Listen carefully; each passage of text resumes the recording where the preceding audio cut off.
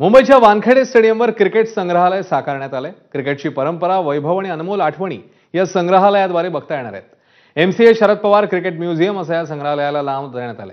याद्वारे देशासह जगभरातील क्रिकेटप्रेमींना खेळाचा सुवर्ण इतिहास जवळून अनुभवण्याची संधी मिळणार आहे। शरद पवार, सुनील गावस्कर यांचं क्रिकेट विश्वातलं योगदान इथे अधोरेखित करण्यात आलंय। त्यांच्याच उपस्थितीमध्ये हा सोहळा संपन्न झाला। मंत्री आशिष शेलारांनीही या संग्रहालयाच्या उद्घाटन सोहळ्याला हजेरी लावली।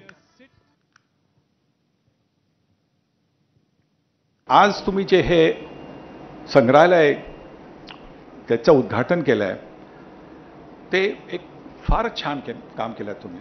जे युवा खेळाडू आहेत त्यांना सगळ्यांना इथे येऊन एक उत्तेजन मिळेल की काय केलं, कशाने ते मोठे, कुठले जे क्रिकेटर आहेत ते मोठे झाले, कसे काय त्यांनी परिश्रम घेतले, काय कसं केलं, आणि त्यासाठी याची एक गरज होती।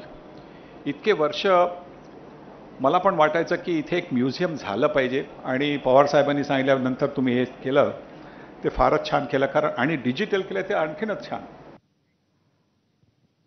आता बातमी कल्याणमधून। कल्याणच्या निकीनगर परिसरात भीषण अपघात झालाय। मुलाला